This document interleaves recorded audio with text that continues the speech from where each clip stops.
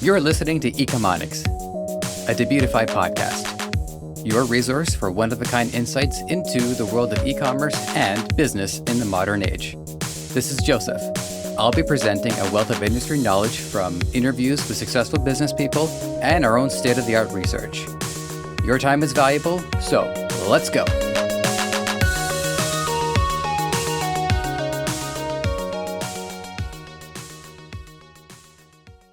I'll let you in on a little secret. And I mean that. Don't tell my parents. I'm a customer. I know, big surprise. Do you need a second? You want to get yourself a paper bag? Should have told you that in the description. Anyways, what's actually a big surprise is that as I'm learning the ins and outs of e-commerce, a lot of what I've been discovering through my search for knowledge has made me look back on the last couple of years and see a lot of what I'm learning has been used, well, on me. What I've got prepared for you today is a list of experiences that I've had ordering online. Some businesses I suspect are dropshipped. Some I suspect are run entirely by robots. So, for those of you eager to hear from a customer's perspective, I have a lot of that I can share with you. Fun tip, before we start, I needed to look at my order history for this episode. And I save most of my emails. So if you get to my point and you have lots of orders on your email, type in your order using quotes on both sides, and I guarantee you will find more than 90% since the copy is so effective. First up, we have Manta Sleep, a sleep mask. I'm going to start with one that I found set a standard for a quality e-com experience. So much so that I don't really think of it as an e-commerce platform, but a fully realized brand, and that is Manta Sleep. Before discovering Manta Sleep, I was using a low-quality sleep mask I picked up from my local drugstore. And I think it's a good idea. If I'm not sure about how something will work, I should purchase a cheap one to see if it's a good fit before committing to a more expensive purchase. Well, after 2 weeks of waking it up with it having slipped off my face and then under my bed, I looked up sleep masks online and Manta Sleep was the top hit. Not to discredit advertising, but for me, if something is truly something I am in need of, I'm going to go hunt for it. My girlfriend and I go shopping a lot.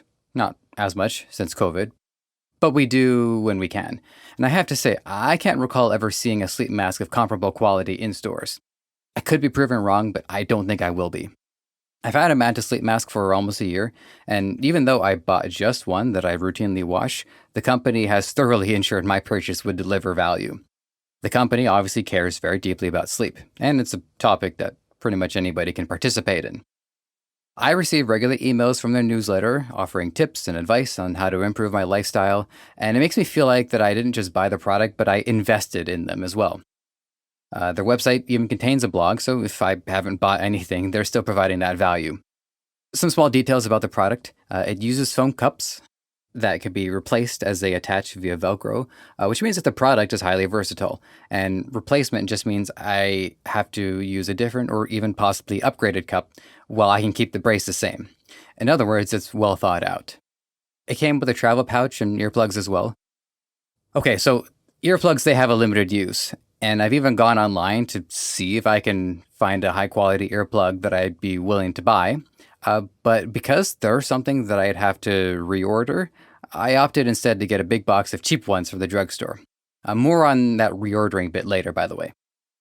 During the checkout process, that's when upsells occurred. And I didn't know that they were going to do any upselling. It didn't occur to me that they were going to sell any other products. So that was their chance to introduce me to the other product line, one of which I bought, the others I did not. The one I bought were freezable eye cups that are used to relieve stress. Here's the thing. I've used those cups 2 to 3 times since I got them, but I use the mask itself almost every night except this one Tuesday where I completely forgot about it. The takeaway from my perspective is that it's one thing to have a product so integral to my lifestyle I can't not use it, versus a tertiary add-on that I have to develop the habit of using. And I don't really blame the company for this at all, by the way. This is something that I have to deal with personally. But for those of you wondering, well, we're doing everything we can. We're sending them information. We're offering them other products that would really be a benefit to them. If you can figure out a way to get people out of their habits, good luck, because you've probably struck gold. The bottom line is, as a customer, you can count on me to order my next one from there. You can count on me to order it for others if I want them to have it as a gift. But you can't count on me to read every article or participate in the community. And as I've said, getting customers to form new habits around your brand is the hardest task there is. And that is my opinion. You're free to disagree. Next up is BrickHouse Nutrition and their product Field of Greens and Dawn to Dusk. This is one of the first products that I ordered online within this recent window of about 2 to 3 years when I became a much more frequent online customer. And it was promoted through a podcast that I listen to regularly. And as a podcast listener myself, there's this vanguard of products that I know intrinsically because of podcasting. Casper Mattress, Quip, which is also going to be in this episode. Emergency food containers. Am I glad I skipped that one? Yeah, I don't regret that one bit. As with Manta Sleep, this is a premium level brand. They got a blog, a newsletter, and an array of products that I might want to look into. The one that I got in particular, Field of Greens, was liked by myself and by my girlfriend. What I found is that while they have a generous rewards program, it's still difficult to budget out. It's expensive. It's good quality, but when I look at the price range of $70 to $100, I think I can put this money down on something that I can keep for a long time, possibly for life.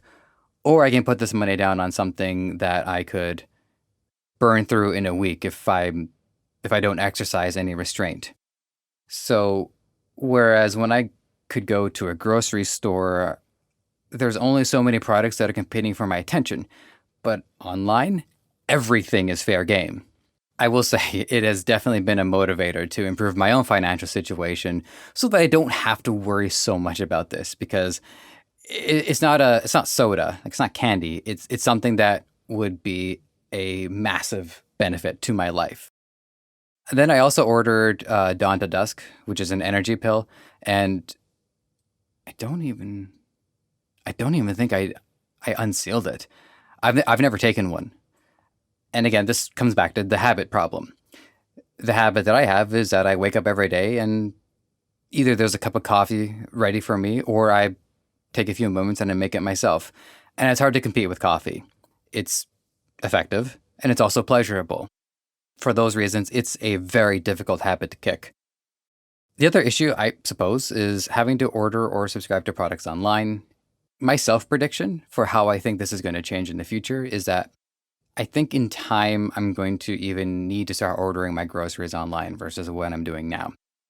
So once I get into that habit, once online ordering becomes that routine in my lifestyle, then the concept of ordering consumables on a routine basis seems a lot more palatable.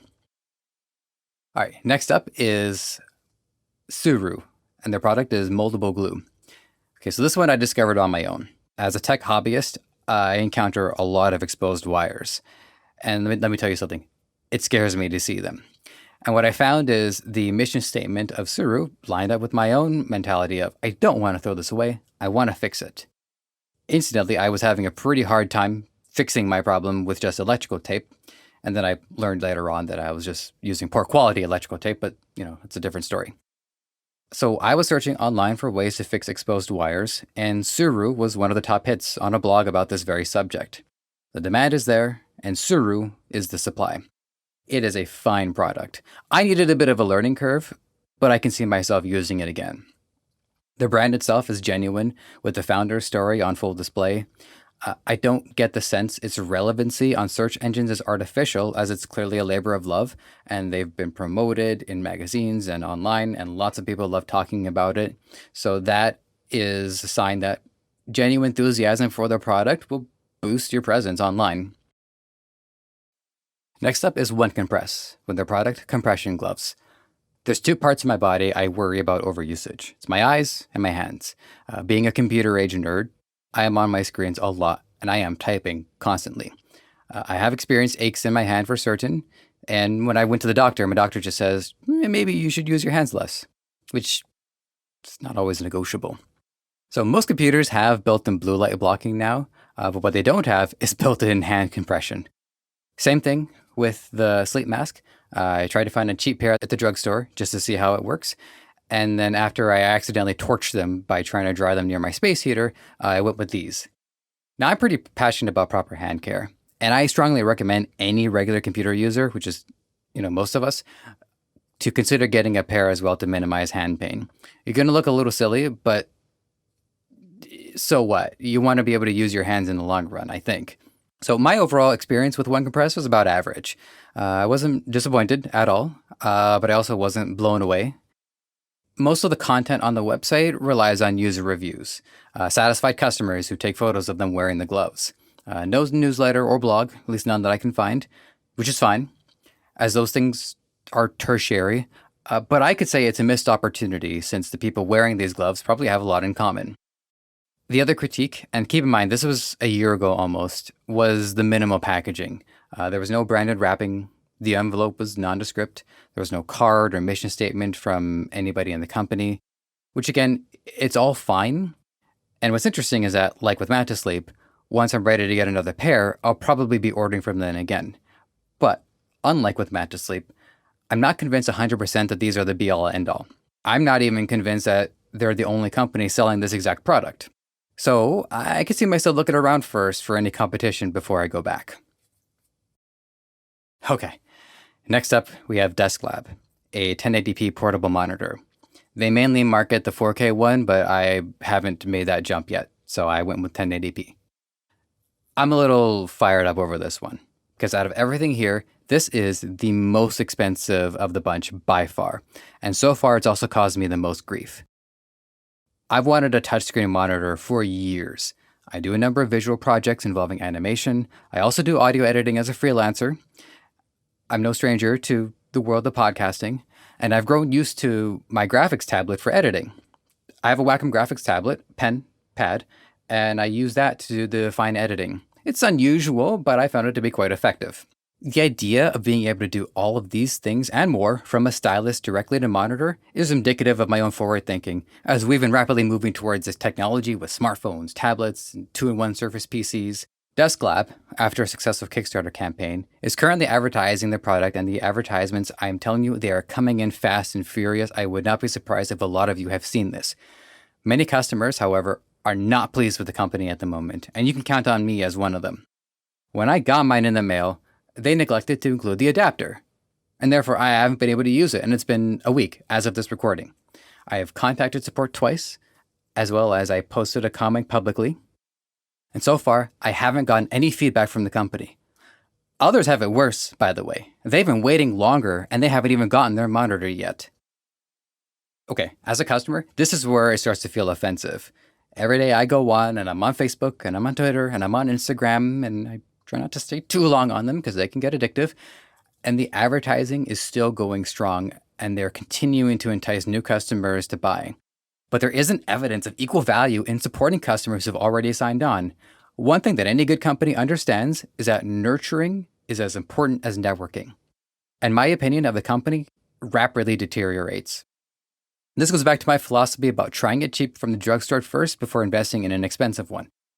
The monitor wasn't cheap, but there are more expensive options out there as well. I want to use this to find out whether or not the touchscreen monitor really was as good as I pictured it, and I seriously regret not doing more research on this subject. I really do. Next up, we got IQShield, their screen protector. Okay, this is another Amazon discovery. I was on the lookout for a screen protector, and not having done thorough research on what I ordered from these guys, I was in for a few surprises. Mostly pleasant ones. The first was that the application process was more nuanced than I expected. It came with a solution that was some water, some electronic-friendly soap, and I had to spray the material before I applied it. I ended up doing a terrible job. I used up all the material, and there was constant dust. I threw it all out in a fit. Customer service, presumably having dealt with this before, were courteous enough to send me a whole new package, as well as gently remind me to check the instructions online, which I did. I have to say, I was delighted that they would send another one completely free, but I didn't mention that in my public review because I didn't want to encourage other users to take advantage of their generosity. It's a tricky scenario. If it was a customer's fault, would it be fair to offer a second one at cost rather than give it for free? Imagine if I lied and said it didn't work. I'd get a second one I could just save for later. But all that said, the Shield works amazingly well, and the company deserves a worthy shout out. Next up, we've got Quip and their electric toothbrush. Quip is the first product I ordered online since I became a mark. I mean a customer. And it came from a few motivations. One was to support the podcast I was a regular listener of. The other was that having had braces, there's this permanent metal retainer on the bottom half of my tooth array. Somehow I don't think that's an official term. Well, there's metal down there, and it is a magnet for food. So I decided for my own sake, I need something better than a regular toothbrush between dental visits. Sponsorships are a great system too, by the way. I get a product I can use, I get to support 2 operations instead of 1. It's a kind of collaborative commerce where everyone wins. Quip is another premium brand. They're right up there with the big guys on this episode. They sell a fine product with great supplemental products. I get new brushes every 3 months in the mail, but I stretch them out a little bit longer than that personally, just to get a little bit more value. The package is custom designed, and for a while, so were the batteries. They had Quip on the battery, and then they stopped doing that. I am sure it just wasn't worth the cost, and if I had to initially start receiving just Energizer batteries or whatever it is they use, I wouldn't have thought, I really think it'd be really cool if these ones said Quip on them. I wouldn't care, but I don't think it reflects 100% well on the company to have had it branded at one point and then to go back on that. There is one other downside, which I have talked to the company about, is that between the packages, this plastic container that the replacement brushes come in, and the brushes themselves, it does feel a little wasteful. My solution was to hold on to the old brush heads in case I needed to do any household cleaning with them before I dispose of them once and for all. I'll also say, I forgot to take it with me one time, and so I had to use a regular toothbrush. It makes a massive difference to have an electric toothbrush. Quip, you're welcome. What's ironic is I don't even listen to the podcast anymore, but my subscription to the toothbrush has a lot more staying power since I still have teeth. All right, next up, we have Little Style Shop with their posture correction. I wasn't expecting to have to do a eulogy for this episode, but when I looked up Little Style Shop to discuss my experience with ordering the posture correction device, I regret to say that their last Facebook post is from May 2020, and the website is currently inaccessible.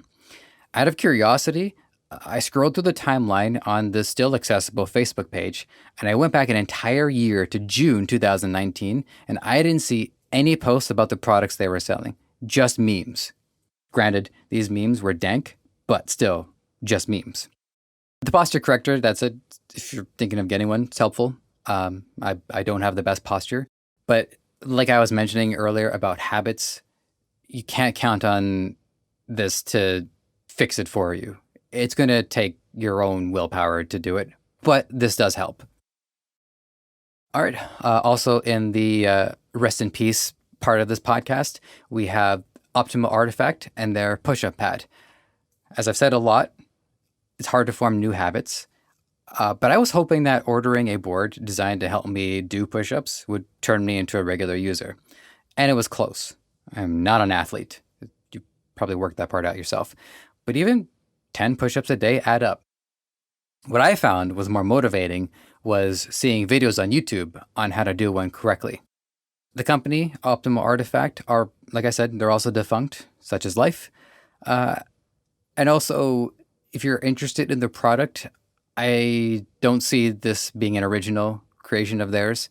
So if you just look up push-up board, there's plenty of options out there, and you'll see a variety of them as well. So go nuts. Next up, we've got Uber Eats, and it's multiple things. It's food, but the crux of the story is about bubble tea. I'm a big fan of bubble tea. Now, I figure most of you have already had an experience with either Uber Eats or one of the other 62 food delivery apps. So my story here is a little less the details you probably know of and more about time and place. Around March, when we went into full COVID lockdown, And not to brag, but I was a little ahead of the curve, being laid off in January for completely unrelated reasons. So yeah, pretty proud of myself for that one. Anyways, my girlfriend and I decided to have our pre-planned date at my house. I paid for the food, and she paid for the bubble tea. Our meal arrived, no problem. The driver dropped the food off in front of my house, rang the doorbell, and then booked it back into this car, all according to instructions. The driver, who delivered the bubble tea, however, dropped it off at a neighbor's house. And there was no confirmation on our end. We had to figure this out for ourselves. My girlfriend, being the brave one of the two of us, runs out of the house to find the tea before someone else takes it. And not to take the COVID situation lightly, but you might say she risked her life to go get it. A week and a half later, my craving comes back, and I decide to order one for myself. And I'm worried that there's this window of error where if, say, I don't get the door or I don't look at my app, all of a sudden it's just going to go poof and then I'm not going to get my drink. So I was watching the app like a hawk. I'm watching the car go down the street, turn, very nearly reach my area, and then the order was canceled. The driver couldn't find my house. Now, you know, if he had, called me, maybe that would have helped. And so I presume that drink either went to waste or the driver was so enticed by that bubble tea, he said, screw it, I'm just going to have it. The point here is that when demand shot through the roof, the structure was evidently having some issues keeping up. Uber was forced to scale past what they anticipated, and as a result, a lot more orders started coming through. I acknowledge that my incidents are anecdotal, but I am curious to know if other people met with the same issues. Nowadays, I have said that I will be ordering bubble tea again in the future, even when I, can go outside. But at full price, without discount, and if I decide to be a decent human being and tip favorably, I'm looking at about $20 Canadian to order this. So with that in mind, it has helped me keep my craving at bay. All right, last on this list, we have Let's Be Compelling and their heated man brush. You heard what I said about Desklab, and I think you can understand where my frustration comes from. If I paid $50 for that thing, well, whatever, I'd take it easy. But I didn't pay $50. I paid a lot more than that. As a general rule, I don't want to rip into things or really trash something on air. In my history, I've been on the receiving end of that, and it doesn't feel good.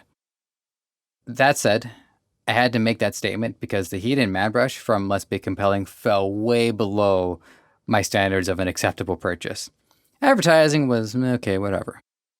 But I noticed as I would scroll through my Facebook feed that there were other brands also selling either this product or something similar to it. The competition was fierce for about a month, and then it just dried up. I don't know what it was about the first 2 weeks of Christmas. That makes sense. Anyways, I already got the sense that there were loose ends in need of tying up in this business operation, but my hair was pretty long, so I went for it. The way this is supposed to work is that the brush heats up, and then I can run it through my hair, and it straightens while also, combing it. First time it took about 5 minutes to warm up, and then I realized that it was the 10-minute mark where it's actually supposed to be the optimal heat setting. And by the third time I tried to use it, the product had just broken down completely. The entire package was damaged on arrival. It had no indication of being a part of the brand, and the instructions were very poorly translated into English. I'll let some translation issues slide because I understand you're selling to a lot of markets and there's a lot of languages involved. But this was too much. It would be mean in me to read it out, so I'm not going to do that. Now, to be fair, on my side, I didn't contact customer support because, frankly, I didn't see the point. I just got a haircut. All right, so that is my first list. Probably won't be the last because I see myself buying more things online in the future. So do you have any experiences similar to this? Do you want to weigh in on a product experience that went well for you, went poorly? You're welcome to let us know. You can contact podcast@debutify.com and let me know your thoughts. Also, we're not sponsored by anybody here, especially not Desklab. You might have found this show on any number of platforms: Apple Podcasts, Spotify, Google Play, Stitcher, or right here on Debutify. Whatever the case, if you enjoyed this content and want to help us thrive, please take a few moments to leave a review on Apple Podcasts or wherever you think is best. We also want to hear from you, so whether you think you'd be a good guest or want to weigh in on anything related to our show, you can email podcast@debutify.com or connect with us on Facebook, Twitter, Instagram, and TikTok. Finally, this podcast is created by the passionate team at Debutify. If you're ready to take the plunge into e-commerce or are looking to up your game, head over to Debutify.com and see how it can change your life and the lives of many through what you do next.